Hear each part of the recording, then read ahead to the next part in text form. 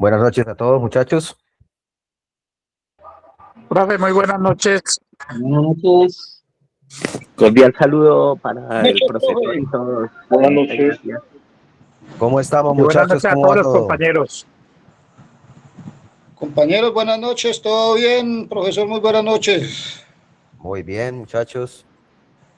Bueno, vamos a dar inicio a esta importante clase del día de hoy del programa de atención prehospitalaria, PHTLS, 10ª edición. Les recuerdo mi nombre, Fabio Tamayo, tecnólogo APH y enfermero. Bueno, muchachos, hoy clase, como cada clase que hacemos, importantísima, de temas supremamente primordiales en la atención prehospitalaria, nosotros como APHs, como siempre les digo, y la idea o el objetivo de esta clase es que hoy profundicemos aún más en el manejo de la vía aérea en trauma. Recordemos que primero hablamos del trauma y el shock, ¿cierto? La clase anterior hablamos del XABD, ¿cierto? De todo lo que tiene que ver con la valoración inicial del paciente, pero hoy vamos a profundizar en ese manejo de la vía aérea, ¿cierto? ¿Qué es la vía aérea? Toda la parte respiratoria del paciente, todo lo que el paciente, lo que conlleva a que el paciente mantenga una permeabilidad respiratoria, ¿cierto? Y por ende, ese paciente pueda prolongar su vida o al menos estabilizarlo para que tenga una atención mucho más avanzada cuando podamos llevarlo a la clínica o al centro asistencial donde lo vamos a llevar. ¿Listo? Entonces, muchachos, vamos a dar inicio a esta clase tan importante. Por favor, atención y pues vamos a iniciar con lo importante. Entonces, la vía aérea es prioridad vital, ¿cierto? Pues la vía aérea siempre es como esa parte que nosotros vemos en un paciente en medio de su patrón respiratorio. O sea, la idea es que el paciente politraumatizado, el paciente que sufrió el accidente o que sufrió cualquier tipo de lesión, respire, ¿cierto? Es importante. Cuando hablábamos del XABCDE, hablábamos de control de hemorragias inicial, ¿cierto? Ya controlamos las hemorragias como prioridad vital, porque si no una hemorragia controlada, pues el paciente nos va a colapsar, ¿cierto? Por exsanguinación. Pero también es importante que nosotros sepamos y entendamos que la parte respiratoria o la vía aérea permeable en un paciente es extremadamente vital para seguir continuando con la vida de ese paciente, ¿cierto? Entonces, en el algoritmo XABDE, aquí XABCD, priorizamos las hemorragias y también priorizamos la vía aérea o el control cervical, es decir, toda la parte respiratoria del paciente, ¿cierto? ¿Por qué?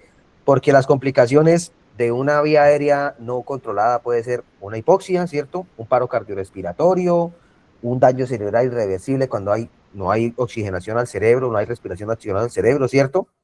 O también una vía aérea no controlada puede conllevar a una muerte en muy pocos minutos de un paciente, ¿cierto? Entonces, ese control de esa vía aérea es una muerte evitable en un paciente, simple y sencillo. Colapso de vía aérea por obstrucción, por cualquier tipo de situación, que ya la vamos a ver más adelante, conlleva la muerte de un paciente, ¿cierto? Entonces, el tiempo en el que nosotros demoremos estabilizando dicha vía aérea se considera un tiempo crítico, ¿cierto? Es decir, si yo no estabilizo una vía aérea en un paciente pronto, esa hipoxia cerebral puede conllevar a un daño neurológico a gran escala, o simplemente en que el paciente no respira, y si el paciente no respira, simplemente muere, ¿cierto? Es algo muy sencillo, algo que puede conllevar a que la estabilización de ese paciente se nos complique si no realmente no nos enfocamos en esa respiración o en esa ventilación del paciente.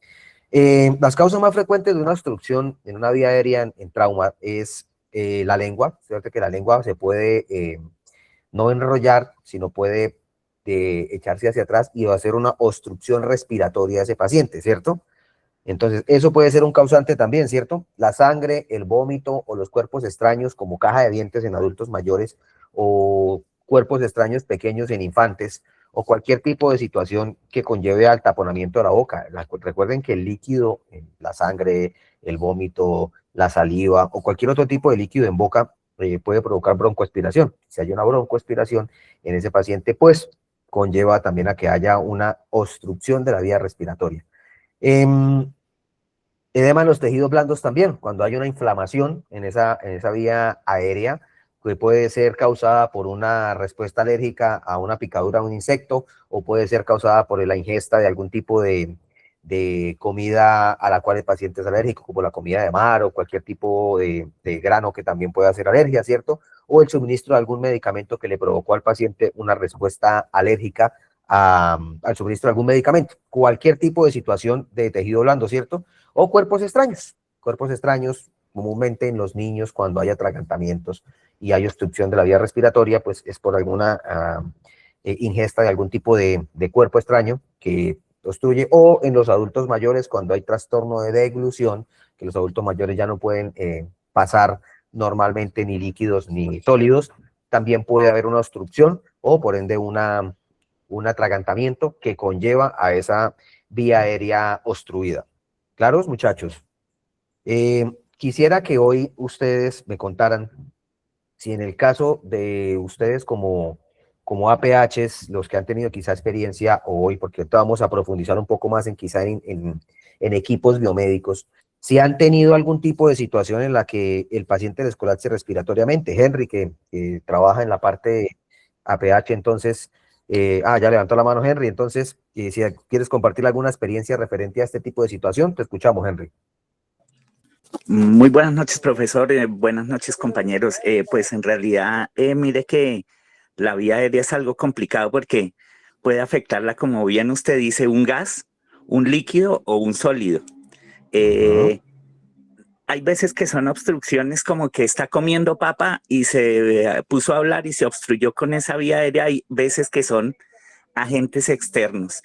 Mire que dentro de los eventos que hemos respondido, como usted bien lo dice, el primer objeto que uno encuentra que obstruye esa vía aérea es la lengua. Por eso el reposicionamiento, digamos, del paciente de forma técnica, que usted bien nos hacía la aclaración en la clase pasada en el ABC, que nos decía, ahora la vía aérea, pero eso tiene un apellido, que es control cervical. Pero el control cervical va más allá de mantener la columna cervical y es que ponga uno en una posición al paciente que así esté inconsciente, la lengua no le obstruya la vía aérea, ¿no?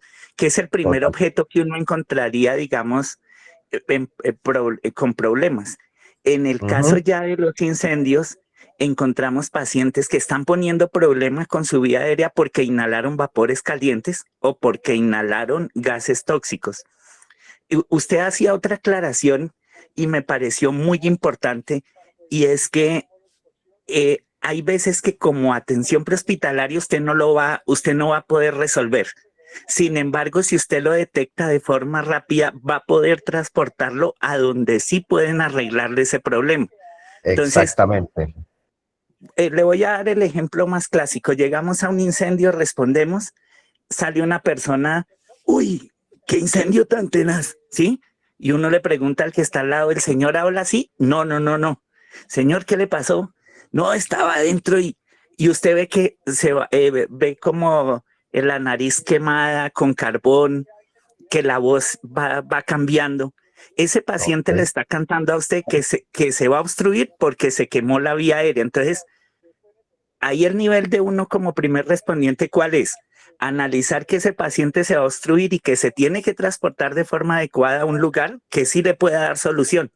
Porque como usted bien lo decía, la intubación endotraqueal es, digamos, la solución para una vía aérea que no está apertura, pero usted tiene que sedar, usted tiene que relajar, usted tiene que manejar todo un protocolo que no le autorizan a uno. Entonces, como APH, ¿qué hago yo? Ver al médico regulador de urgencias, paciente adulto que sale de incendio, está presentando problemas para orar, nariz carbonada, esputo carbonado, o sea que escupe y sale con carbón, y ellos le dicen a uno, váyase para tal, o bueno, ahí está la ambulancia medicalizada, transpórtelo a tal lado. Y otro caso que hemos tenido mucho, profe, es con digamos, esos agentes de alergia, ya sea a comidas, ya sea agentes en el ambiente. Yo hace unos días le comentaba a la jefe en la otra clase que estábamos respondiendo a una paciente que tenía dolor de cabeza, una cefalea normal, ya estaba acompañándose como con mareo y ganas de vomitar, y alguien le dio, no era un Dolex, era otro de esos medicamentos normales, pero resulta que dentro de sus componentes había cafeína y la persona resultó ser alérgica a la cafeína. Entonces se toma ese medicamento empieza, digamos, a disminuir del dolor, pero ya empieza como a mostrar problemas.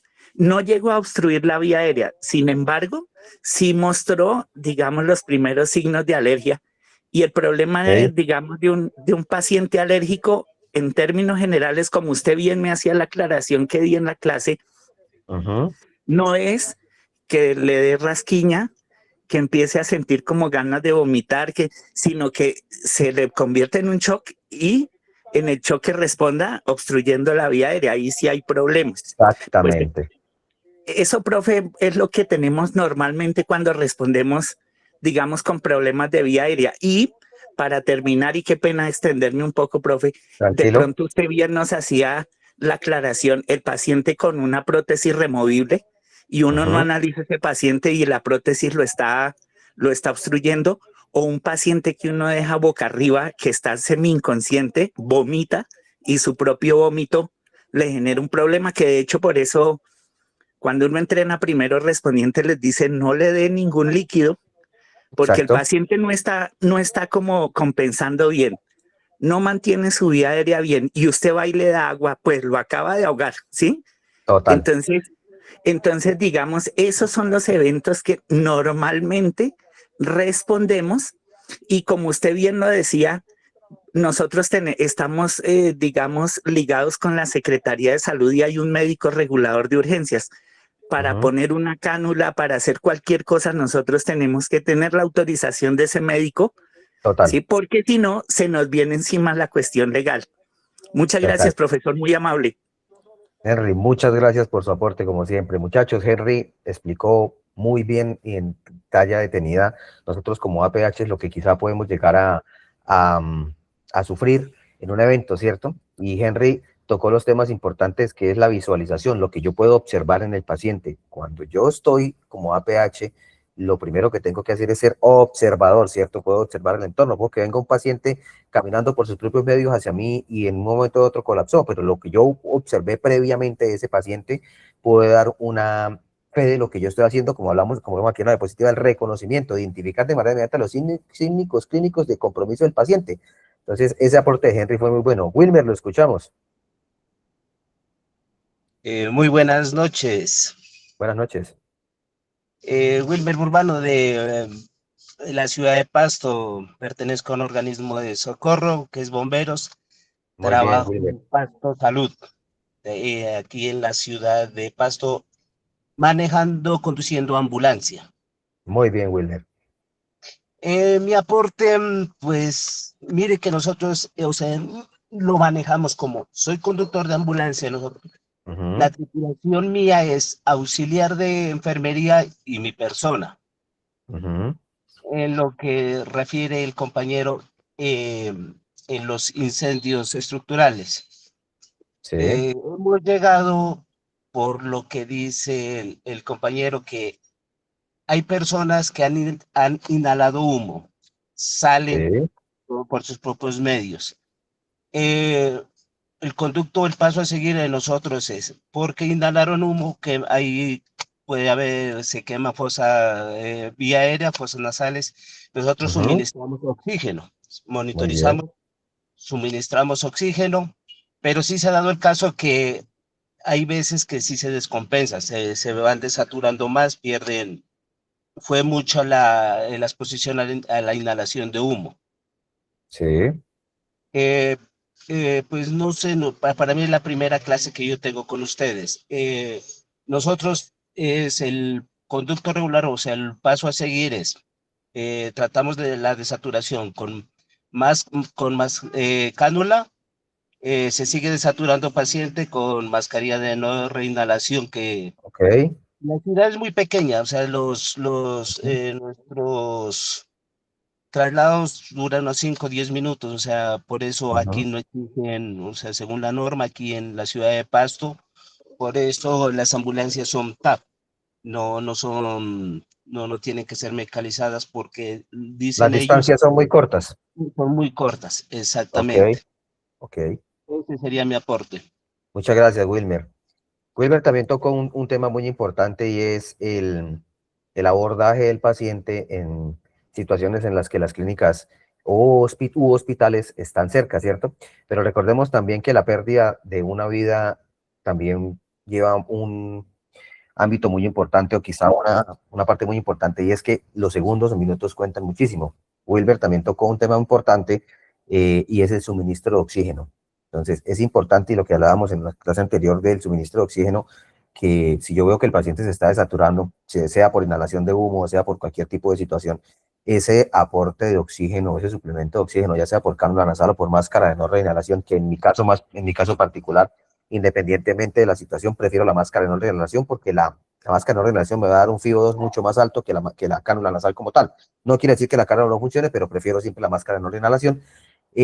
Ayuda muchísimo, y ese suministro de oxígeno es importante. Entonces, esa partecita de reconocimiento del paciente, lo que yo puedo observar, lo que yo puedo hacer, lo que yo puedo ver en esa parte es inminente y un compromiso fundamental para que pasemos a las maniobras seguras, ¿cierto? Es aplicar las técnicas manuales en el caso tal de un paciente inconsciente, que es la apertura o hiperextensión del cuello, siempre y cuando no se tenga que comprometer la integridad de la columna, ¿no? Es decir, si es por un trauma craneoencefálico y yo sospecho que el paciente tuvo algún tipo de lesión, recuerden que la maniobra de la hiperextensión del cuello no debe ser demasiado extensa, ¿cierto? Y también podemos hacer la maniobra de la baja de la quijada solamente, ¿cierto? Para abrir la vía respiratoria sin comprometer la parte cervical. El collar cervical en este caso juega un papel fundamental, porque acuérdense que el collar cervical me estabiliza parte trasera y parte delantera, ¿cierto? No el Thomas, collar cervical o collarín, o como lo llamen, no sé, collar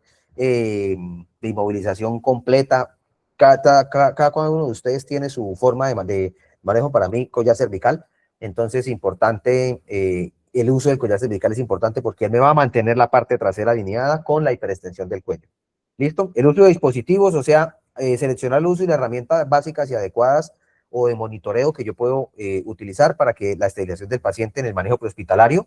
Y toma de decisiones. Henry y Wilmer hablaron de algo muy importante, que es tomar la decisión rápida y segura de dónde trasladar el paciente. Recordemos que hay hospitales de primer nivel, de segundo nivel y de tercer nivel, ¿cierto? Si yo tengo un paciente con un compromiso ventilatorio, con un compromiso grave, no voy a llevar un paciente a un centro de salud donde quizá no tienen las herramientas para poder estabilizar un paciente de una manera adecuada. Lo mismo hago en una ambulancia, ¿cierto? Entonces, importantísimo, como que la toma de decisiones siempre va a ser enfocada en la estabilización del paciente y en su posterior recuperación.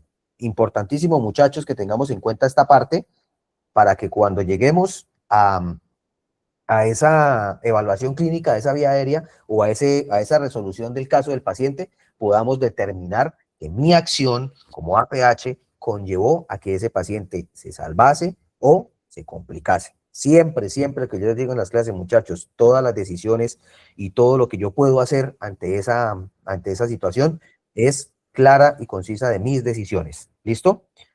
Cuénteme, Henry, lo escuchamos.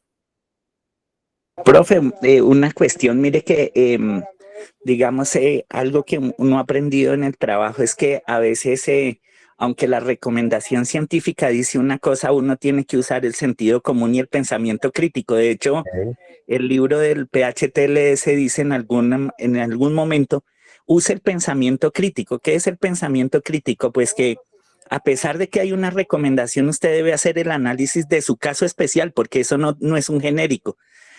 Por darle un ejemplo con la vía aérea, mire que a uno siempre le dicen en términos generales, ojo, no le quite el casco a un paciente, ojo. Sin embargo, hay un problema, porque si yo llego, encuentro un paciente que tiene la vía aérea obstruida, la forma de desobstruirlo es quitarle el casco, ¿sí? Total. Entonces, la cuestión no sería no quitárselo, sino quitárselo de forma técnica. Adicionalmente, que usted tenga claro por qué lo está haciendo.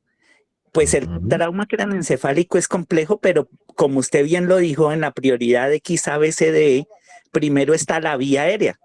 Entonces, yo le tengo que garantizar la vía aérea a ese paciente para que pueda respirar, y al respirar el cerebro esté bien. O sea, yo cuido el cerebro, pero si no le quito el casco, sigue obstruida la vía aérea, ¿no?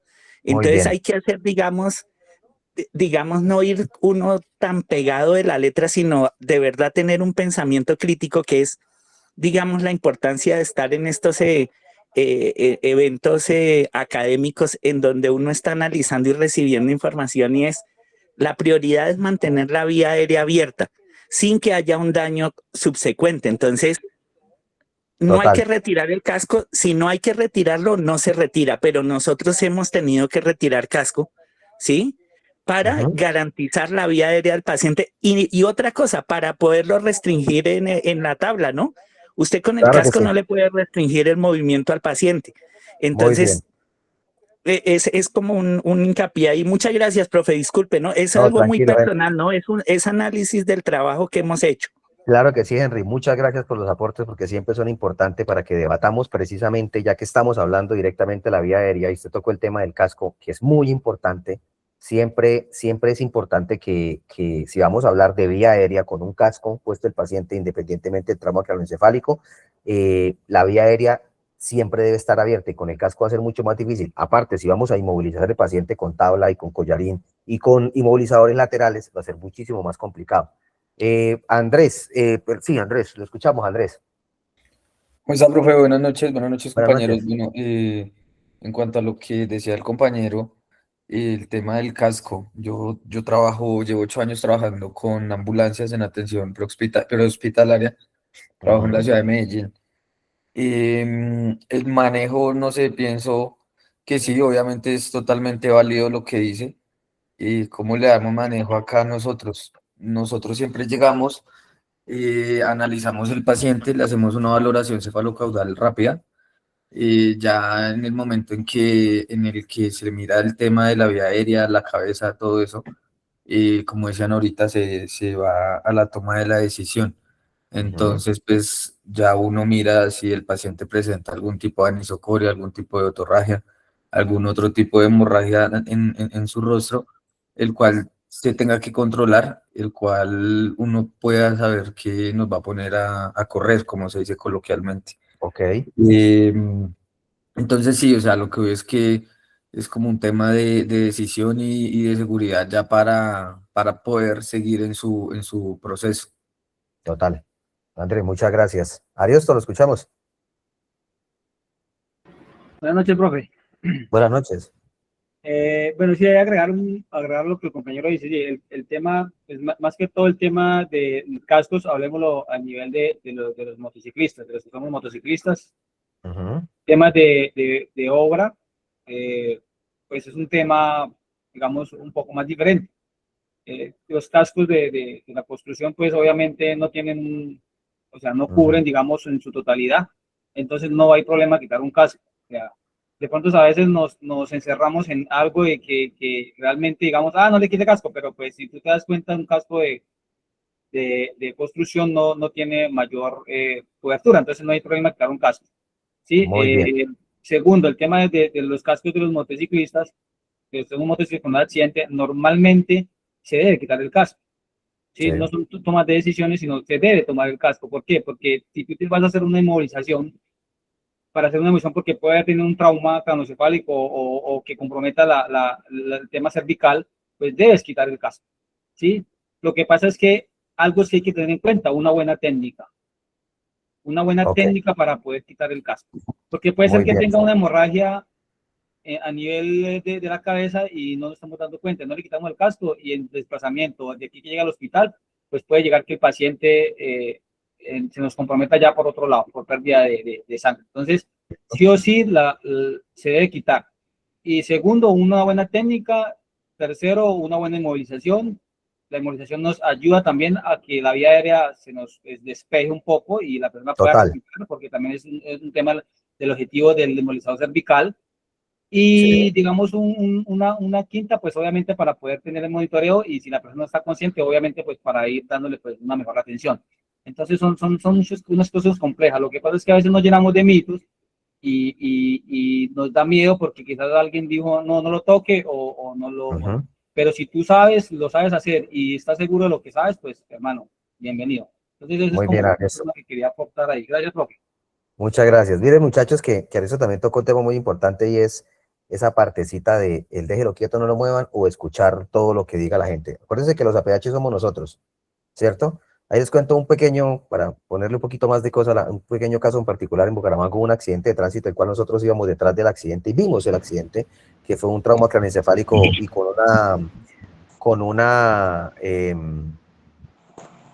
con un comprometimiento tanto de evisceración como trauma craneoencefálico. La gente vio que nosotros éramos los que íbamos en la ambulancia y llegamos al sitio del accidente y la misma gente nos decía, nosotros ya por conocimiento, déjenlo quieto, no lo muevan. Nosotros lo volteamos y le dijimos, señora, nosotros somos los paramédicos, nosotros somos los que vamos a atender al paciente. Entonces la gente ya dice muchas cosas, por eso nosotros los APHs tenemos que hacer oídos sordos y simplemente enfocarnos en el paciente, lo que hablábamos cuando hablamos del shock, ¿cierto? Oídos sordos a lo que la gente dice y enfocados en lo que sabemos. Y Arresto también dijo algo muy importante para mí. A título personal, el casco siempre se debe retirar. Ahora, hoy en día, la maniobra de retiro del casco, recuerden que la mayoría de los cascos de la nueva norma NTC dice que los cascos deben tener una extracción rápida, es decir, la parte de las almohadillas de la parte inferior del casco se retiran sin necesidad de comprometer el movimiento del casco hacia atrás, ¿cierto? Entonces, siempre es tratar de introducirlas y retirar las almohadillas, por lo tanto el casco va a quedar sin el oprimiento lateral, que es lo que hace la hiperextensión del cuello, ¿cierto? Y sin embargo, la maniobra correcta de retirar un casco siempre es mantener el alineamiento de la columna como tal y el retiro del casco de manera de adelante hacia atrás, ¿no? Independientemente de la situación o de todo lo que conlleva por el trauma, siempre tenemos que ser observadores, lo que decía Henry, lo que decía Ariosto y lo que decía Andrés, la observación del hecho es lo que nos da la prioridad o la pauta para poder continuar con esa atención, siempre priorizando lo que hablábamos del XABCDE, vía hemorragias y por lo que estamos hablando hoy, vía aérea permeable, ¿cierto? Esa permeabilidad del paciente es bajo una previa valoración que yo le tengo que dar, ¿cierto? A ese paciente en lo observable. O sea, habla el paciente está consciente o está inconsciente, ¿cierto? Ya le doy paso a Ariosto por lo que estaba diciendo. Respira con normalidad o ese paciente al momento de verlo, lo estoy viendo que no está perfundiendo o que simplemente se está perfundiendo el pulmón derecho, pero el izquierdo no se mueve, ¿cierto? O tiene respiración abdominal, o el paciente al momento de respirar se escucha la secreción, o se escucha el líquido en el pulmón. O sea, esos ruidos anormales de los estribores, o los ronquidos, o los gorgoteos en garganta, o todo lo que tiene que ver con signos de obstrucción, es importante que yo observe muy bien esa parte, y esté pendiente de todo lo que puede conllevar a ese tipo de situaciones, ¿cierto? Por segundo, el estado de conciencia del paciente es importante al momento de hacer la valoración aérea, ¿cierto? Yo observo que ese paciente tiene una escala de Glasgow muy baja, el paciente está desorientado, está hablando incoherencias o tiene pupilas anisocóricas dilatadas, no dilatadas. Todo lo que yo pueda observar de la escala de los rasgos del paciente también es importante para tenerlo en cuenta en caso de la valoración neurológica, ¿cierto? Y el reflejo nauseabundo, ese reflejo, ese vasovagal del vómito o de la percepción de vómito también me puede conllevar a que haya una broncoaspiración en ese paciente, ¿cierto? Y los signos de hipoxia también son importantes en la valoración sobre ese tipo de situaciones, ¿cierto? Porque esos signos de hipoxia me pueden generar a mí ver que el PBO del paciente es cianótico, pálido, morado, azulado, ¿cierto? O está respirando con esfuerzo. Escuchamos, compañeros, que quería hablar, creo que era un compañero nuevo que quería hablar, lo escuchamos. Profe, yo que prendí el micrófono, sí, lo que el profesor estaba diciendo ahora al compañero, tiene uno que tener una buena idea para hacer la extracción del casco, sí, porque no, tampoco es que se puede hacer de buenas a primeras, no, hay que saber hacer esa extracción del casco Sí, señor. porque de todas formas lo que está en juego ahí en ese momento es la cervical, ¿cierto? Por el golpe que ha tenido. Entonces, de todas formas ahí hay que saber hacer esa extracción de casco y hacer la valoración primaria que se necesita al paciente. Muy bien, muchas gracias. Juan Pablo, lo escuchamos. Muchas gracias, William. Gracias, profe. Muy buenas noches para usted y para todos los compañeros.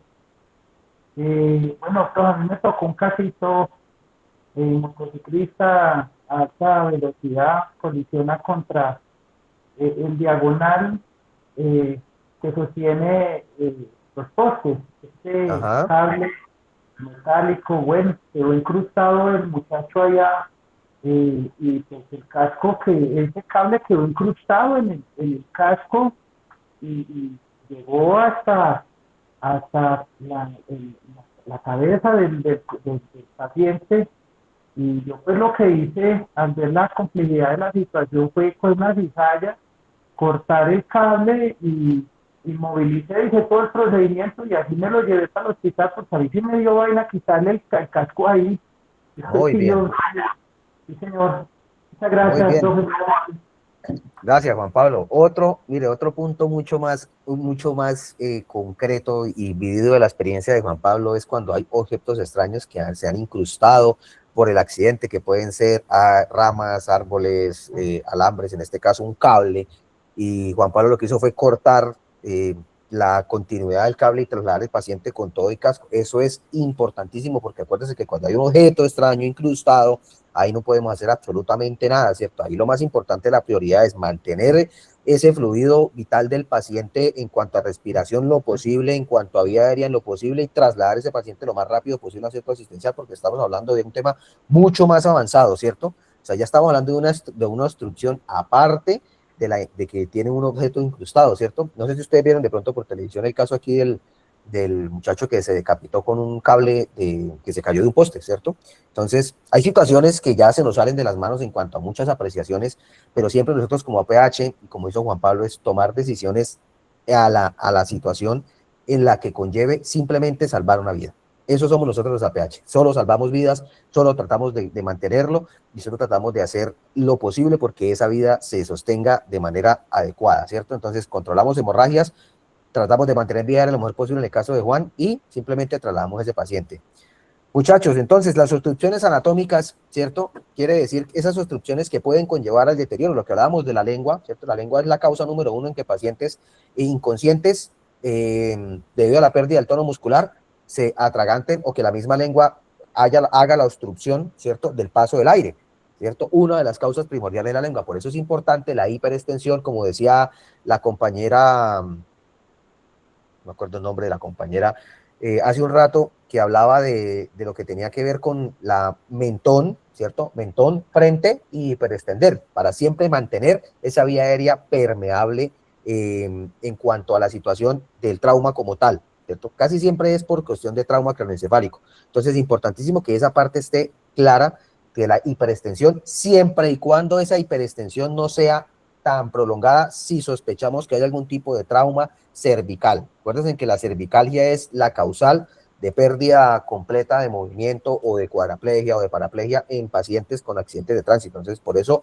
el uso continuo del collar cervical con la vía aérea permeable es importantísimo para ese tipo de situaciones. Los fluidos o detritos, presencia de sangre, vómito, fragmentos de cualquier tipo de cuerpo extraño que bloqueen el paso del aire, ¿cierto? O sea, esas obstrucciones ayudan a que el deterioro respiratorio del paciente sea bajo y la hipoxia cerebral sea muy alta. Recuerden, falta de aire al oxígeno, hipoxia cerebral, daño neurológico o muerte, ¿cierto? Y el trauma estructural, si es esas fracturas maxilofaciales, cuando hay una fractura maxilofacial o cuando hay edema de tejidos blandos por algún tipo de situación de alergia, que ya lo habíamos hablado, ¿cierto? Quemaduras, inhalación de humo o hematomas expansivos, tanto en tráquea, en cuello o en la parte de la mandíbula, también conllevan a que esos traumas nos deterioren la parte respiratoria. Listo, vamos a leer el chat aquí, perfecto. Profe, creo que las maniobras que dice son frente, mentón y tracción mandibular. Sí, señor, Emanuel, son exactamente esas las maniobras de tracción para hacer la hiperextensión, la parte de la frente y el mentón. Muchas gracias por el aporte de William, que es muy importante tenerlo en claro. Bien, entonces, aquí vamos a profundizar sobre lo que acabamos de hablar, ¿cierto? La protección de la columna cervical. El hecho de que yo me vaya a mantener una vía aérea permeable no quiere decir que yo voy a lesionar al paciente. Entonces, esa posición neutra del paciente, acuérdense que es de cúbito, ¿cierto, Bruno? Y la posición neutra es mantener la cabeza en posición neutra, en posición recta, ¿cierto? Y alineada, siempre en alineamiento para que la extensión y la apertura de la vía respiratoria sea completa. Yo no le voy a abrir el mentón al paciente de manera lateral, ¿cierto? Porque aquí estoy comprometiendo el cuello de manera lateral. Siempre debe ser en posición recta y con un control continuo. Si ya me casé con la cabeza del paciente, me quedé con la cabeza del paciente. Recuerden que siempre esa es la prioridad. Vía aérea permeable y control cervical continuo. Eso es extremadamente importante. La restricción del movimiento la va a hacer el collar cervical. Por eso el collar cervical en las ambulancias es de uso obligatorio, o en cualquier parte donde haya una obra, donde haya cualquier situación, está la tabla, la Miller con ese collar cervical, porque el collar cervical adulto y pediátrico siempre conlleva a que esa alineación va a ser correcta y se va a mantener. Ya no voy a tener que quedarme con la cabeza del paciente ahí, sino que simplemente el collar va a ser esa situación de hiperextender y de mantener la inmovilización. Lo que les decía ahorita, la parte trasera de la cabeza es importantísimo que el collar cervical me la mantenga alineada. Por eso él va de la parte superior de la parte del cerebelo hacia la parte de la espalda. Esa parte fundamental plana lo que hace es que mantiene la curvatura y mantiene la rigidez del cuello, ¿cierto? Complementar con dispositivos de soporte. Cuando montamos el paciente en la tabla, muchas veces en muchas situaciones montamos el paciente en la tabla y no lo aseguramos, no aseguramos la frente del paciente con los inmovilizadores laterales, y eso es importantísimo, muchachos, que ustedes tengan en cuenta que la inmovilización lateral, así como la cervical, es importante mantenerla porque eso va a restringir el movimiento de la cabeza, sobre todo en situaciones en las que voy a tener que movilizar el paciente en la tabla o voy a tener que movilizar el paciente sobre la camilla en la ambulancia por terrenos irregulares. Esa alineación y esa correcta hiperextensión con dispositivos de soporte van a ayudar a que el paciente conlleve una mejor ventilación, ¿cierto? Y alineación neutra es evitar la hiperextensión, lo que les hablaba ahorita, no hiperextender tanto si sospechamos una lesión cervical. Recuerden que todo paciente politraumatismo siempre se va a tratar como una sospecha cervical, ¿no? Siempre va a ser así. Entonces, el compañero Andrés también ponía algo muy en claro en la apreciación del aporte que hizo Andrés, y es que observo la situación, observo el paciente, le hago preguntas y hago una valoración cefalocaudal del paciente, y eso me va a mí a dar una pauta muy grande para poder tomar decisiones referente a lo que estamos hablando de la inmovilización cervical y de la permeabilidad de la vía aérea. Si el paciente me está hablando, si el paciente está consciente, alerta y orientado, pero quizá con una dificultad respiratoria marcada, esa hiperextensión y esa inmovilización, sin llegar a un extremo mucho más y una suplencia de oxígeno, puede ayudar a que la saturación de oxígeno suba. Siempre acuérdense, en el XABS siempre tengo que repetir la maniobra y estar siempre observando la continuidad clínica del paciente. No puedo dejar de observar porque la parte respiratoria tiene un deterioro muy rápido, al igual que los sangrados cuando no son controlados. El deterioro respiratorio también tiene una continuidad y un deterioro muy rápido y prolongado. Lo escuchamos, compañero. Profe, apareció un aporte ahí hablabas de pacientes conscientes e inconscientes. Normalmente los pacientes, las personas que se encuentra uno para atención hospitalaria inconscientes, pues se deben manejar, digamos, con sospechas de trauma craneoencefálico o en su efecto con progresión de cervicales. Personas que están conscientes, obviamente su atención es un poco más fácil, digamos, porque si la persona está orientada y la persona te puede dar una información, pues obviamente vas a llegar usted al grano. Entonces, siento que eso es algo clave, es algo muy clave, porque si tú llegas y le preguntas a la persona, puedes moverte, puedes sentarte, lo puedes hacer por sí mismo, se sentó, pues ya tú dices, bueno, ya es un avance y pues obviamente te puedo dar una desviación a esa atención. Total. A diferencia de una persona que está inconsciente que tú no sabes qué tiene, puede ser que se asustó y se cayó y se desmayó, puede ser, pero como está inconsciente no tiene ninguna información. Entonces, yo creo que eso es muy clave, tener muy clave que si la persona está consciente o está inconsciente, la atención es totalmente diferente. Total. Muchas gracias, compañero. Total. Siempre todo paciente inconsciente por trauma se debe tratar como potencialmente cervical. Por eso siempre la inmovilización cervical es importante y siempre la alineación del cuello y la apertura de la vía respiratoria, más en un paciente inconsciente, es fundamental. Controlamos las hemorragias si se presentan, y si no se presentan las hemorragias, inmediatamente nos enfocamos en la vía respiratoria. Un paciente inconsciente no sabemos qué tipo de situación conlleve, y el paciente no está dando ningún tipo de información, entonces siempre lo vamos a tratar como potencialmente trauma.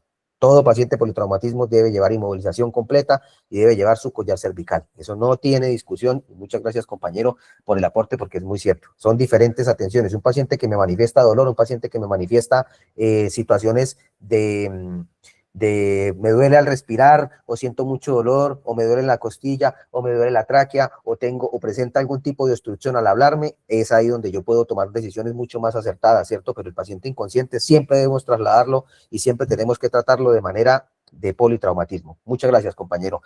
Entonces, la tracción mandibular, ¿cierto? Técnica de elección de trauma, ¿cierto? Tracción mandibular, lo que hablábamos ahorita, mentón, ¿cierto?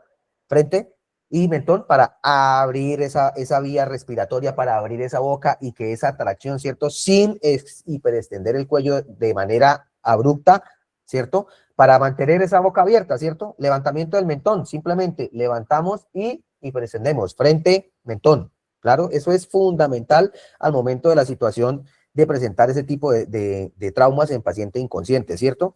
Y muchachos, algo fundamental y que quizá muchas veces olvidamos en la atención prehospitalaria es la aspiración de secreciones. Nosotros en nuestra ambulancia tenemos un aspirador de secreciones con las respectivas cánulas, con los respectivos mangueras de extracción, ¿cierto? De succión. Entonces, la aspiración de secreciones en un paciente es importante. Si yo aspiro secreciones, estoy evitando que ese paciente a futuro se me vaya a bronco a aspirar con los mismos fluidos que tiene, si tiene sangre, si tiene vómito, si tiene algún tipo de situación.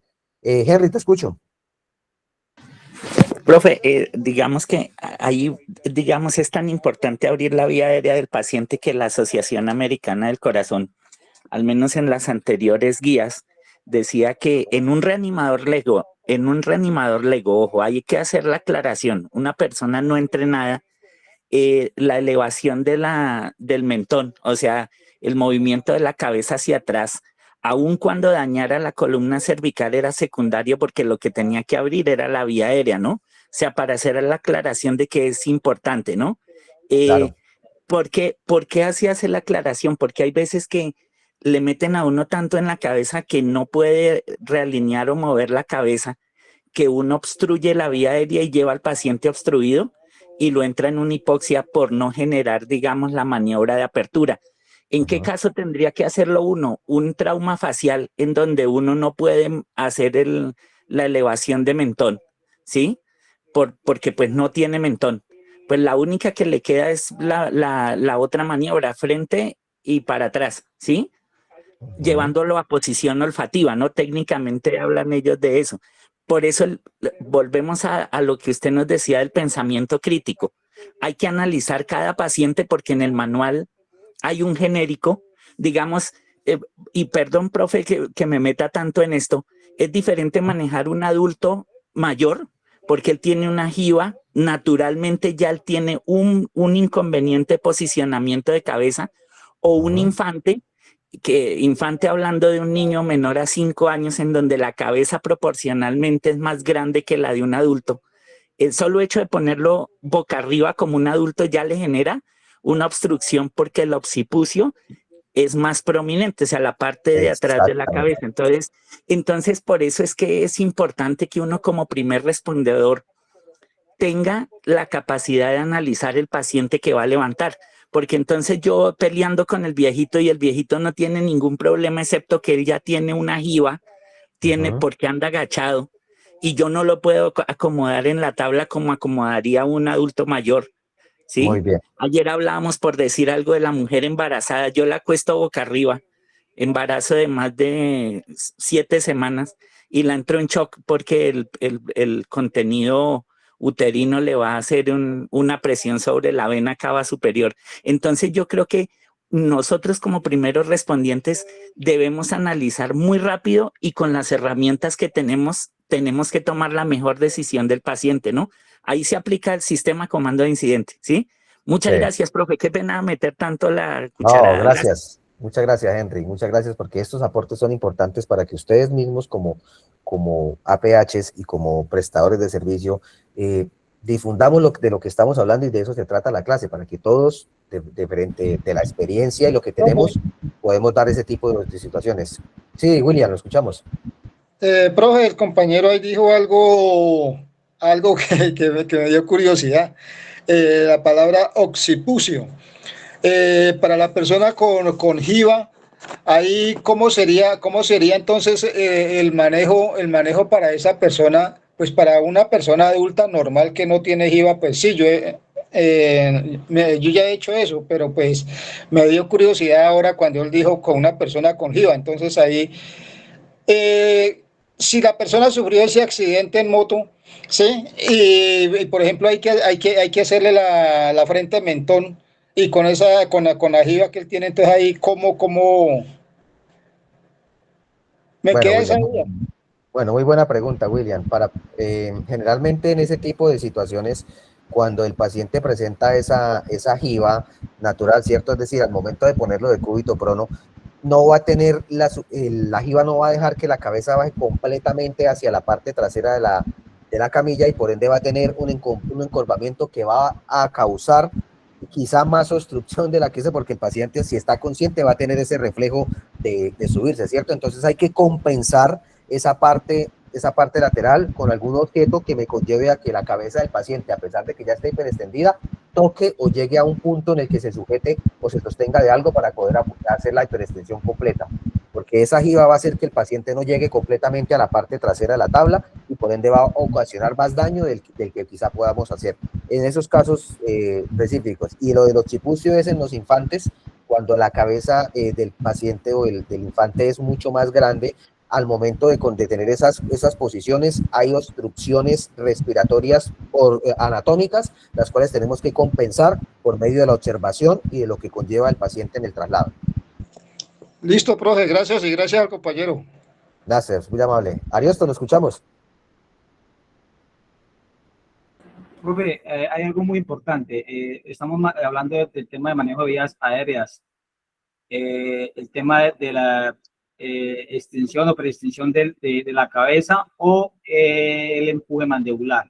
Son dos maniobras totalmente diferentes, solamente que hay casos, digamos, que toca sí o sí hacer preextensión de la vía aérea. En caso de que paciente que tiene pulso no respira, ¿sí? Entonces tengo que abrir esa vía aérea para poderle, digamos, hacer llegar aire. Entonces, sí o sí, teniendo en cuenta de que pueda tener comprometida, digamos, la columna de las cervicales, sí o sí toca hacer presión para poder hacer una buena ventilación.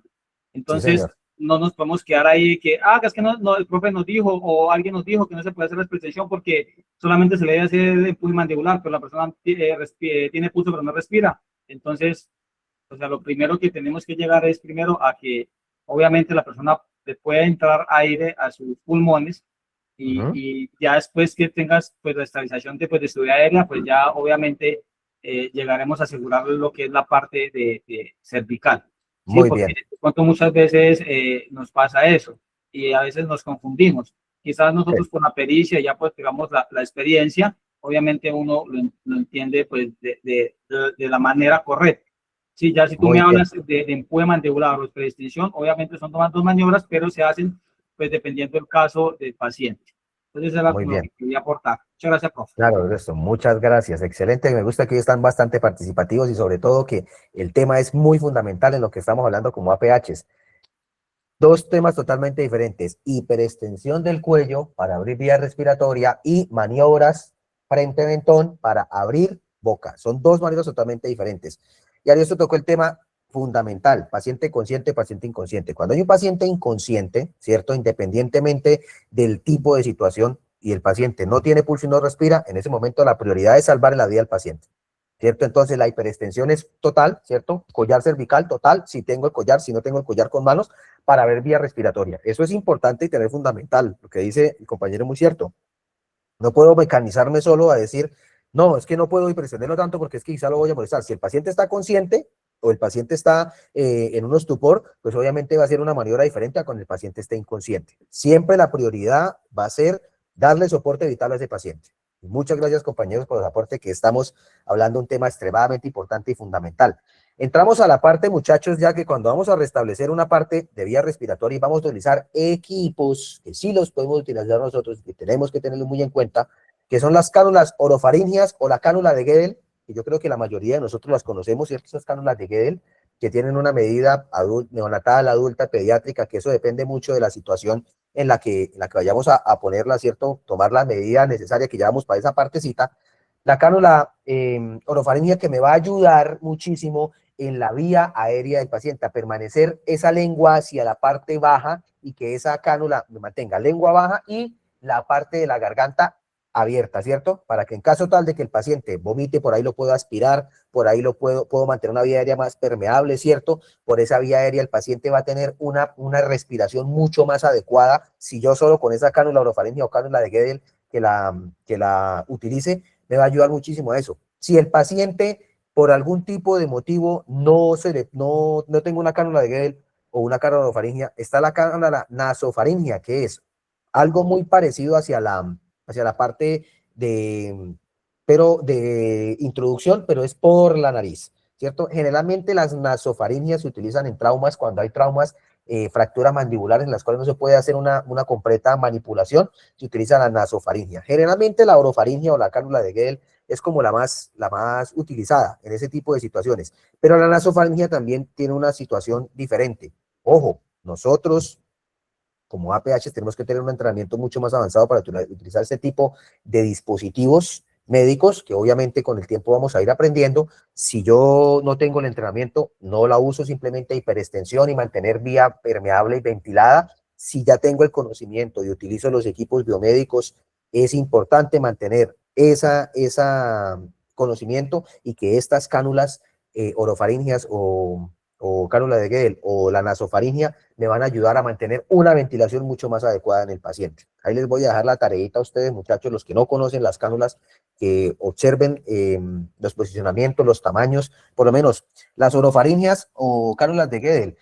Esa se debe medir desde la parte de la comesura labial, ¿cierto? La comesura labial, es decir, del ángulo de la mandíbula al lóbulo de la oreja, es decir, de la parte de la comesura labial al lóbulo de la oreja, ese va a ser el tamaño. Ellas vienen en tamaños desde la 0.5 hasta la 9 o 10, que son ya unos tamaños mucho más grandes. Y la nasofaringia es desde la punta de la nariz hasta el lóbulo de la oreja, es decir, de la punta de la nariz hasta el lóbulo de la oreja es la medida de la cánula. Generalmente es una medida estándar. Andrés, lo escuchamos. Profe, muchas gracias, profe. Yo tengo una consulta en ese caso, hasta donde tengo conocimiento y lo he puesto en práctica con compañeros. Ese proceso de poner la máscara laringia y la nasofaringia lo podemos hacer como auxiliares de enfermería, ¿sí? Sí, señor. Hasta qué punto nosotros como auxiliares de enfermería estamos permitidos hacer un proceso invasivo, ¿es que se llama? Sí, procesos invasivos en paciente. Esa es como la pregunta. Bueno,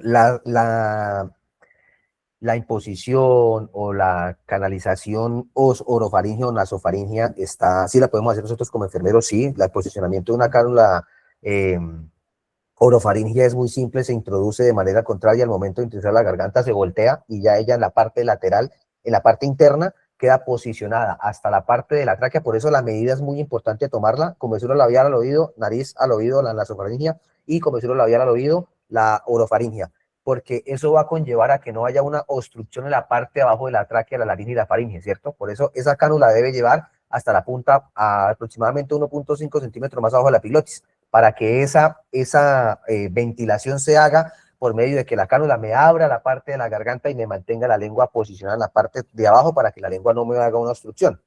Pero a la pregunta de Andrés, ¿hasta dónde podemos nosotros colocarla? Sí, si tengo el entrenamiento y conozco el dispositivo, lo puedo hacer. Es más, en atención prehospitalaria, en atención hospitalaria como tal, la persona encargada de poner la cánula de Guedel somos los auxiliares de enfermería en la parte hospitalaria.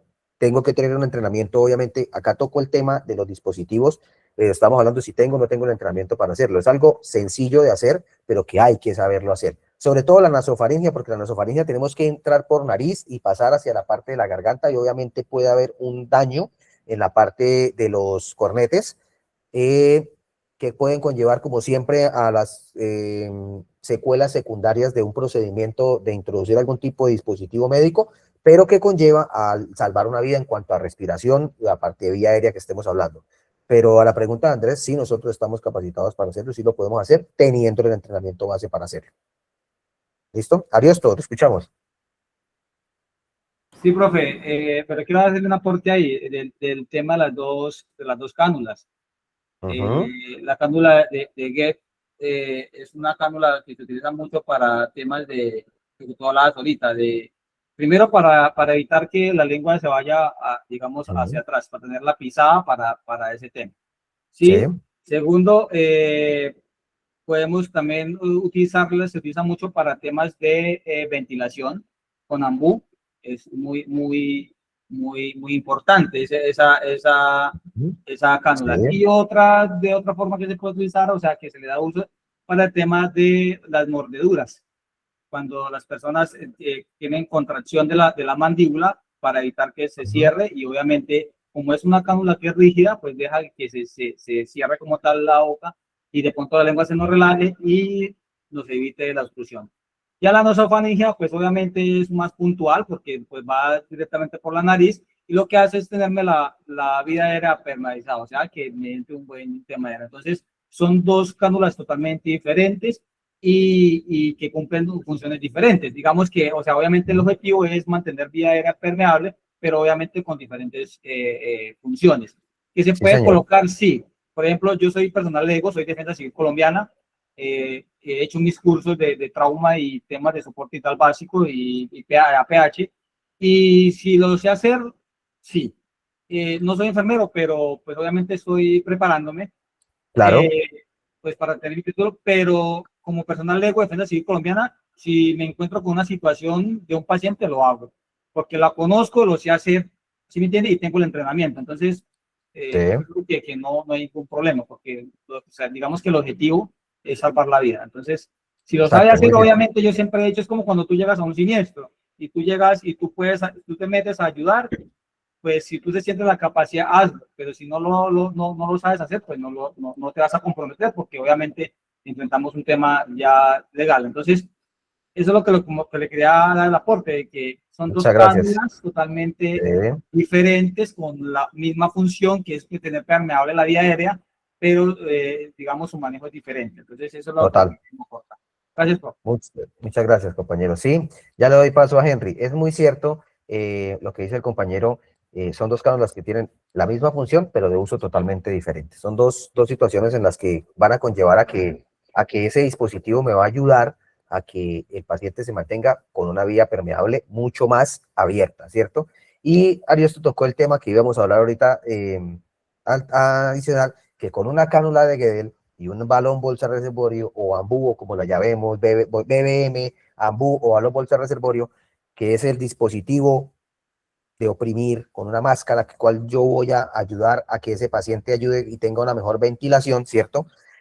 Con esa cánula de Guedel, que es una vía permeable directa, el paciente va a tener una mejor ventilación en caso tal de que tengamos que llegar a utilizar el ambú o la máscara balón bolsa reservorio. Henry, te escuchamos. Profe, para el caso de nosotros, digamos, siempre tenemos que remitirnos al médico regulador de urgencias. O sea, nosotros nos tienen aquí muy claro especificados como una primera respuesta en donde no hacemos maniobras invasivas. O sea, en el caso de nosotros, ojo, incluso si llevamos médico dentro del componente de bomberos, nosotros debemos actuar como primeros respondientes.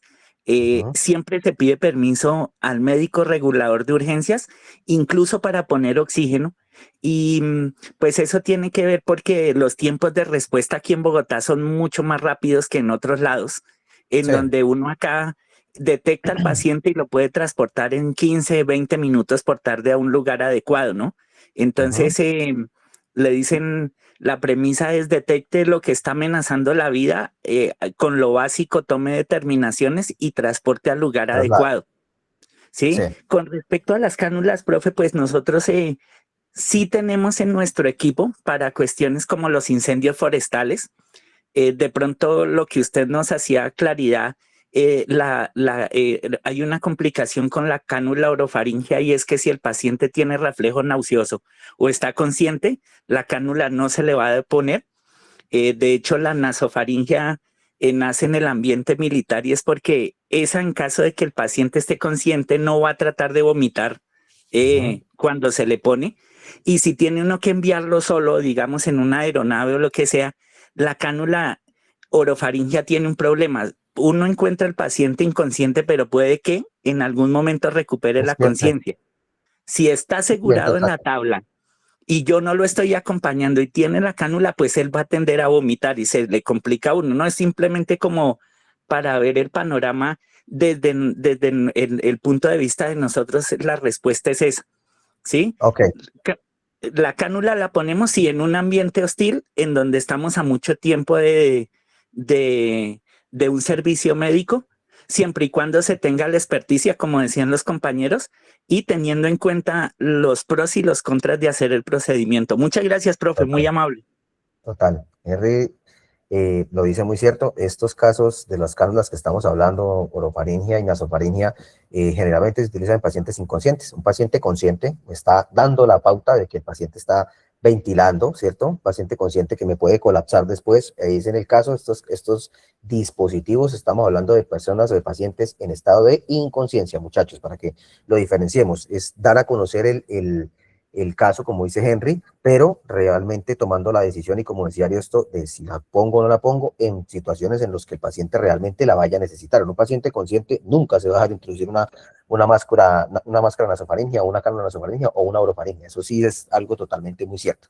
Bueno, muchachos, hablemos del BBM, del dispositivo AMBU, ¿cierto? Que es ese dispositivo BBM, que es el con el que yo voy a utilizarlo para dar una mejor ventilación al paciente. Recordemos la posición de C, que es cuando yo pongo la máscara o mascarilla que tiene que ir de nariz a boca, tengo que hacer esa posición de C para sellarla. Si yo no sello completamente esa máscara, la ventilación que yo voy a hacer no va a tener un efecto completo. Recuerden que la ventilación debe perfilarse en un paciente inconsciente en que se extienda el pecho, ¿cierto? O sea, si yo hago una correcta ventilación de ese paciente, si no escucho simplemente ese sonido, y no estoy ventilando el paciente, no estoy haciendo nada y le estoy quitando ese soporte. La forma de C es muy importante hacerla y oprimir completamente esa máscara sobre la cara del paciente para que haya una correcta ventilación con ese AMBU. Y recordemos que el volumen y la frecuencia es simplemente sin hiperventilar el paciente. Se tiene que tener una frecuencia respiratoria, como normalmente es de 20 a 25 respiraciones por minuto, ¿cierto? Las respiraciones completa, no es coger y hiperventilar el paciente, porque la hiperventilación también me puede conllevar a una hipoxia o me puede conllevar a un deterioro mucho más rápido del paciente.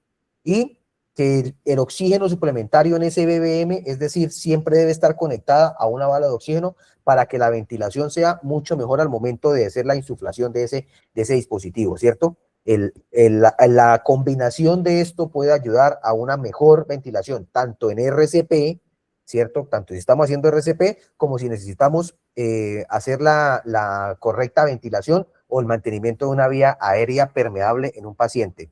Entonces, muchachos, es importantísimo tener en cuenta este uso con unos criterios críticos para el manejo, ¿cierto? Entonces, retomando lo que hemos visto hasta ahora y los aportes que han hecho los compañeros, la hiperextensión cervical, evitar esos movimientos tan bruscos, como le decía Ariosto, si el paciente está consciente, si el paciente está inconsciente, esos movimientos, obviamente sin llevar a una condición tan crítica, con el collar cervical lo puedo alinear y lo puedo mantener con una hiperextensión. Si no tengo el collar cervical, simplemente mantener esa vía y con los movimientos de mentón, mandíbula mentón frente mentón para mantener esa vía permeable, ¿cierto? Hiperextensión cervical, importantísimo.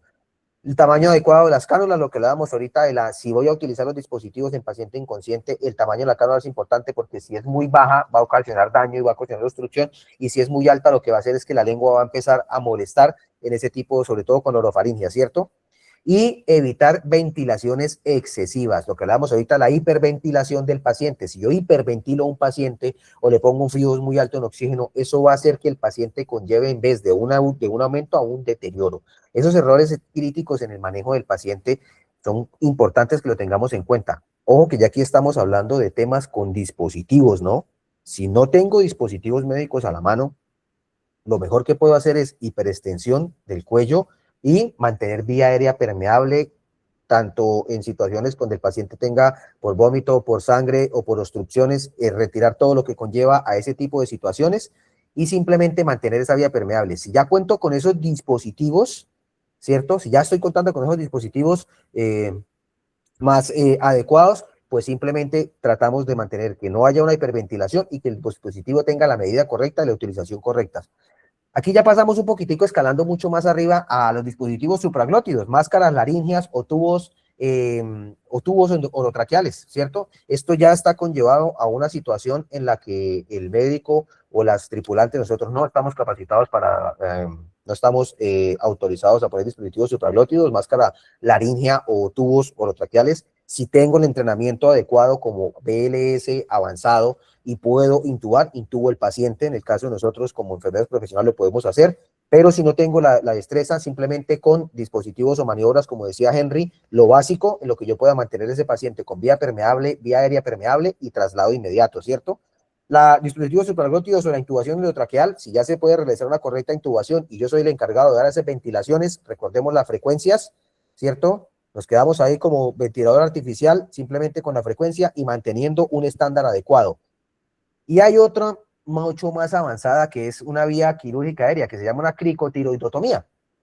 Cuando ya definitivamente un paciente no puede ser intubado, o un paciente, un efecto, un dispositivo supraglótido no puede ser intubado porque hay una obstrucción en la garganta por algún tipo de dispositivo o por alguna respuesta alérgica que se obstruyó la garganta del paciente, tenemos que hacer una incisión en la tráquea, ¿cierto? Para colocar un dispositivo, una cricotiroidotomía, pero esto ya son intervenciones médicas, no correspondientes a nosotros como APHs o legos, ¿cierto? Simplemente son situaciones en las que conllevo y las explico para que tengamos en cuenta que podemos participar en estas situaciones en las que el personal entrenado médico lo realice y nosotros simplemente vamos a ser asistentes a este tipo de situaciones, pero que lo podemos ver. Una cricotiroidotomía simplemente es abrir tráquea y pasar el tubo directo para evitar que de aquí para arriba haya hasta la obstrucción, pero de aquí para abajo podemos mantener una vía permeable, buscamos un ambú o un ventilador, artificial y podemos mantener el paciente con una vía aérea. ¿Escuchamos, Henry? Profe, disculpe ahí que hay una cuestión importante y es, usted nos hace hincapié en algo que, digamos, durante todo el entrenamiento nos dicen y es, a veces la detección es más importante que ponerse a hacer sobre el paciente en la calle. O sea, estamos en un área insegura, no tenemos las herramientas, no tenemos el entrenamiento de pronto, o al menos aquí en Bogotá nos toca jugar con una cosa, tenemos el entrenamiento, pero jurídicamente no tenemos la autorización, ¿no? Entonces, sí. ¿Qué es lo mejor? Detectar y llevar. Hay unas cosas que usted nos deja muy claras y es, cuando yo llego, ¿tiene la vía aérea abierta? Sí. La siguiente pregunta que uno se debe hacer, ¿va a permanecer abierta en el futuro o en cuánto tiempo se le va a complicar? Lo mismo la respiración. ¿Respira o no respira? Es la primera pregunta. Sí respira. Y ahora viene la segunda. ¿Cómo respira? Esa aclaración que usted nos hace es bien importante porque el paciente puede estar... Evidentemente está respirando, pero está respirando mal, ¿sí? Entonces, usted nos hacía esa aclaración, tanto en la vía aérea como en la respiración, y me parece excelente que usted nos indique que se debe hacer la pregunta en presente, pero se debe hacer en futuro, y estar evaluando a ese paciente, ¿sí? Porque pues yo lo encuentro respirando, volteo a mirar a otro lado y ya cuando volteo el paciente ya está inconsciente y no está respirando. Entonces, muchas gracias, profe, muy amable. Muchas gracias, Henry, por el aporte. Mire que es importante la evaluación siempre, lo que ya aquí para culminar esta parte, la prioridad absoluta siempre es oxigenar y ventilar al paciente, independientemente de la situación. Henry toca una parte muy importante. Nosotros como APHs tenemos que priorizar ese tipo de atenciones. Si yo tengo una institución médica cerca en la cual voy a tener una ayuda mucho más avanzada, priorizo hemorragias, priorizo parte ventilatoria del paciente, inmovilizo y traslado inmediatamente a ese paciente. Si ya desafortunadamente la situación me conllevó a que estoy a 3 o 4 o 5 horas de un centro asistencial más cercano y de mis acciones va a depender esa ventilación del paciente, aplicamos el XABCD. Siempre priorizamos hemorragias, siempre vamos a priorizar la parte ventilatoria, controlo el resto, priorizo evaluación absoluta del paciente y vuelvo y reintegro lo mismo, siempre pensando en lo que va a poder pasar, en lo que va a poder suceder a futuro con ese mismo paciente. Entonces, siempre va a priorizar esa parte del traslado del paciente lo más pronto posible al centro asistencial más cercano. Ariosto, te escuchamos. Sí, profe. Bueno, quiero hacer hay un aporte con lo que hablaba el compañero. Hay casos diferentes. Pues tengo entendido que él trabaja como tripulante de ambulancia, en tema de calle, y pues obviamente son temas diferentes porque ya tenemos de servicios de emergencia, digamos, más cerca. En caso de nosotros, como que somos Defensa Civil Colombiana, rescatistas, digamos, y somos legos, porque pues obviamente nuestro entrenamiento es todos concursos. Sí. Irse a un lugar a hacer un rescate, por ejemplo, soy rescatista, también tengo como profesión soy rescatista con cuerdas, rescate vertical. Ajá. Y nos ha tocado ir a sacar pacientes o personas que están, digamos, en escena boscosa o donde hay abismos y eso, y se encuentra usted con muchas situaciones que es donde usted como persona tiene que tomar la decisión. O lo vas a morir o haces algo. Exacto, ¿sí? Exactamente. Entonces, si estoy pensando en pedir una ambulancia, sí, obviamente uno pide el apoyo del CEN, Servicio de Emergencias Médicos, pero tenemos que darnos cuenta de que a qué hora va a llegar y cuánto es el procedimiento de sacar a una persona de un lugar que está por allá, no sé, 50 metros, con cuerdas. Entonces, es donde tú entras a decidir, espero que llegue al médico o hago algo. Sí, entonces son situaciones totalmente diferentes. Sí, señor. A mí me pasó algo una vez que trabajé en exploración sísmica, que es un estudio que se hace a la Tierra para la búsqueda de petróleo y carbón y gas. Y yo trabajaba en la parte de rescatista de alta montaña en campo. Y estando por ahí en un pueblo se llama Puerto Huiche, Santander, trabajando en una ciénaga, me pasó 2 casos. Una de una persona que fue atacada por abejas. Yo estaba un poco retirado digamos, de la cuadrilla, porque tenía 2 cuadrillas y pues las cuadrillas están un poco retiradas. La persona la picaron las abejas. Cuando yo llegué a auxiliar a la persona ya estaba inconsciente. La persona, digamos, ya estaba sin signos vitales. Persona que entró en shock anafiláctico, cerraron vías aéreas y nada que hacer. ¿Sí? Y cuando yo llegué, pues ya nada. O sea, reporté al médico, no hay nada. Otro que me pasó igual, con ataque de abejas, pero sí estaba yo con él, reporté al médico y a gran fortuna, pues lo que se hizo fue contrarrestar, digamos, ese veneno o esas picaduras que producen el shock anafiláctico en las personas con medicamentos. ¿Sí? Entonces, automáticamente autorizado por la médico, adiós todo, aplique Tabegil, y ya, o sea, como para contrarrestar, y pues con ese caso nos fue muy bien. Pero pues con el otro caso nada, perdió pues la vida de la persona, porque pues esas son situaciones que a veces tú dices como paramédico o como rescatista o como APH, como enfermero, tienes que tomar la decisión en caso de esas situaciones pues, que me ha pasado a mí, porque si tú estás en calle recogiendo pues pacientes, pues obviamente tú activas o recoges pacientes y el centro más cercano, digamos, está a 5 minutos o 20 minutos en su caso. Y pues obviamente tienen todos los equipos para estabilizar, pero cuando tú estás en campo se encuentra a una situación diferente. Entonces, pues yo como ese aporte, y ese tema de shock anafiláctico es un poquito muy complicado, porque si tú no actúas con rapidez, si la persona es alérgica, es rápido que se le cierra la vía aérea y chao, nada que hacer. Sí, claro que sí, muchas gracias. Quería aportar eso. Gracias, profe. Muchas gracias, Ariosto. Sí, son temas diferentes y por eso es que estas clases se hacen tan dinámicas, y es que es importante entender que nosotros como APHs, en el caso de Henry y en la otra orilla de Ariosto, son situaciones diferentes en las que Henry toma decisiones rápidas y acertadas, estabiliza a su paciente y lo traslada al centro asistencial más cercano, debido a las restricciones y a todo lo que se puede presentar por APHs.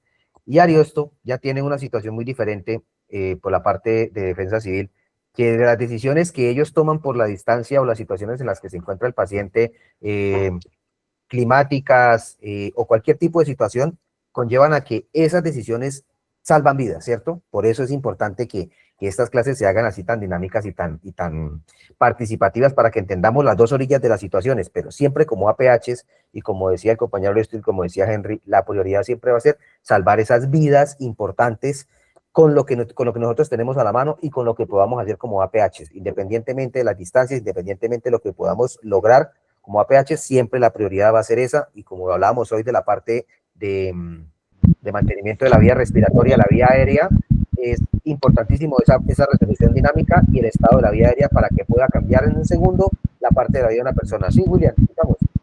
Una preguntita del compañero El compañero ahí dijo de lo que le aplicaron al paciente por allá que encontró. ¿Cómo es Tabegil, que se llama? Tabegil.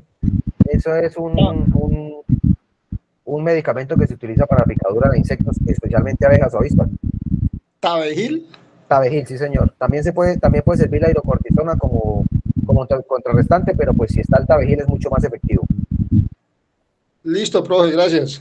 Bueno, Pablo, lo escuchamos. Profe, buenas noches. ¿Me escucha ahí? Sí señor, claro que sí, lo escuchamos. Bueno, no, de pronto sí quiero hacer salvedad con un aspecto, que lo manejo también, y es Sí. que frente a la responsabilidad legal, la buena intención ya no sirve. Hace Ujú. muchos años, pues nosotros llegábamos a una emergencia, hacíamos absolutamente de todo. Estamos hablando de hacer cricotiroidotomías, estamos hablando de hacer reanimación por masaje directo, haciendo incisión a nivel del externón y metiendo la mano, y eso eran cosas que nosotros hacíamos antiguamente. Sí, Hacíamos una cricotiroidotomía con un lapicero y llegábamos como los héroes del paseo. Pero exactamente. hoy en día hay que hacer claridad de que si usted no está registrado ante el RETUS, no puede hacer ningún tipo de procedimiento, porque frente a la parte legal usted deja de ser ese salvador y empieza a ser el villano. Sí señor. En ese mismo orden de ideas, hay que aclarar también, por ejemplo, que hasta hace unos 4 años, era autorizado para una especialidad que era la de los enfermeros de combate, es decir, la de los militares, que se les autorizaba hacer los procedimientos invasivos teniendo en cuenta pues las ubicaciones en las que están, el difícil acceso y las complejidades en los procesos de extracción. Pero de hecho ya en este momento a esos enfermeros militares se les está exigiendo que deben hacer como tal, como mínimo la enfermería y estar bajo la supervisión del médico, ya sea a través de vía radio, celular o microondas o cualquiera de los diferentes métodos. Sí No señor. es lo mismo, obviamente, si yo estoy en selva, así yo estoy en la ciudad. Si yo estoy en la ciudad, definitivamente no hay absolutamente nada legal que permita que yo diga que por buena intención hice un procedimiento, porque sencillamente si a mí el paciente se me muere, sencillamente es así, es una negligencia y es una imprudencia que cometí, porque lo primero que me van a pedir es si usted estaba certificado para adelantar esa maniobra. No le van a preguntar si usted sabe o no sabe. Si está Simplemente le van a certificado. decir, usted está certificado y está respaldado para realizar esa maniobra. Si lo está, listo, bienvenido. Si no lo está, lleve el bulto. Muy De hecho, bien. aspectos de reanimación y cosas, lo digo porque me han pasado cacharros. Yo también trabajo en la parte de rescate industrial y fui funcionario de defensa civil muchos años y fui voluntario durante muchos años. Y de hecho soy instructor de varios procesos de atención hospitalaria y se lo digo por conocimiento de causa. Aquí ya la buena intención no sirve. O usted sabe o no sabe. Y si usted sabe, está certificado. Y si está certificado, está registrado. Si no lo está, sencillamente limítese a hacer lo que usted pueda hacer. Es por Muy eso que bien. yo en este momento, por ejemplo, si vamos a hablar de los grupos USA que están tan de moda, es claro que tiene que llevar siempre un componente médico, sí o sí. O sea, ya Exacto. manejar a un paciente no se puede. Ahora, si usted va en una ambulancia, tiene que ir sí o sí un auxiliar de enfermería, como mínimo. Como Y mínimo. el auxiliar es con el respectivo registro de retos, o de lo contrario, pare de contar. Esa era mi intervención, profe. Gracias. Qué pena por Muchas la... gracias. No, tranquilo, Pablo. Muchas gracias y créame que ese era mi remate a lo que acaba de decir Pablo, debido a que este tema de mantenimiento de la vía aérea, de la primera vía aérea, conlleva muchas acciones que quizás sí y que quizá no, pero por eso nosotros como APH siempre vamos a estar limitados a esa actuación en base al conocimiento práctico sin necesidad de llegar a utilizar ni medicamentos ni dispositivos médicos a los cuales, como decía Pablo, no estoy certificado y no estoy calificado a usar, ¿sí? Pablo tocó algo muy importante y es la responsabilidad civil y legal a mis acciones en un paciente. Hace muchos años atrás, yo llevo 20 años en esta parte de enfermería y quizás nos regíamos a muchas cosas y como decía Pablo, somos tratados como héroes porque hicimos y salvamos una vida o quizás muchas se perdieron, otras sí, otras no, pero la parte legal y la actuación legal es muy importante tenerla en cuenta. Mis actuaciones como primer respondiente y APH deben ser limitadas a esa estabilización del paciente y traslado.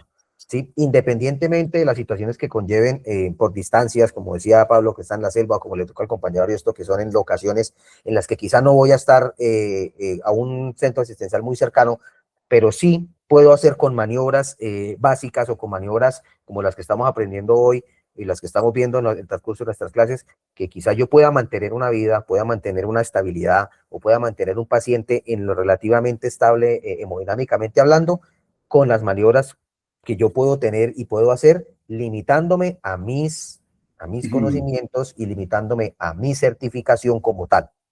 Siempre la decisión de suministro de medicamento la tiene que tomar un médico. Yo no puedo suministrar ningún tipo de medicamento a un paciente independientemente de la situación. Hago lo que puedo con lo que tengo y con el conocimiento que tengo, siempre cuidándome. Recuerden, en el egoísmo, el primero auxiliante, primero yo, segundo yo, tercero yo, cuarto yo, y esto conlleva a tanto acciones físicas como acciones legales. Entonces, compañeros, importantísimo para terminar ya esta parte de módulo, siempre nos extendemos un poquito, pero a mí me encanta que esto suceda porque quiere decir que estamos muy pendientes de lo que estamos aprendiendo y que esto que estamos haciendo nosotros como APHs y que en CELAP Colombia queremos que nosotros salgamos con un amplio conocimiento y con muchas situaciones que conlleven a que lo que estamos aprendiendo es la acción diaria y lo que estamos aprendiendo es lo que nosotros vamos a enfrentarnos el día a día, y por eso me gusta que sean participativos, y muchísimas gracias muchachos porque lo hacen y por sus aportes, porque debido a esto es que nosotros podemos salir a trabajar y salir a hacer lo que estamos aprendiendo a hacer. Muchachos, resolución dinámica. El estado de esa vía aérea puede cambiar en segundos, todo lo que conlleva a un deterioro o a una mejora en todo lo que tiene que ver con las constantes vitales del paciente. Siempre trabajemos en equipo, siempre hagamos ese tipo de acciones en compañía con mi compañero, con mi conductor o con mi enfermero o con mi médico, pero siempre actuando de manera oportuna y siempre actuando con manera pensante. Siempre seamos resolutivos y analíticos, y sobre todo siempre pongamos en práctica lo que vamos aprendiendo diariamente. Muchachos, muchísimas gracias a todos ustedes por la participación. Qué clase tan buena, qué clase tan interesante. Todos aportando, todos entendiendo y sobre todo todos participando. De eso se trata esto. Muchachos, nos vemos en otra próxima ocasión. Muchas gracias a todos y nos estamos viendo, yo creo que el otro jueves o en estos días tenemos otra clasecita, muchachos. Muchas gracias a todos. Gracias, bendiciones y buena noche para todos. Muchas gracias. Gracias, compañero. Dios los bendiga a todos. Muchas gracias. Gracias, compañeros, por los aportes tan importantes.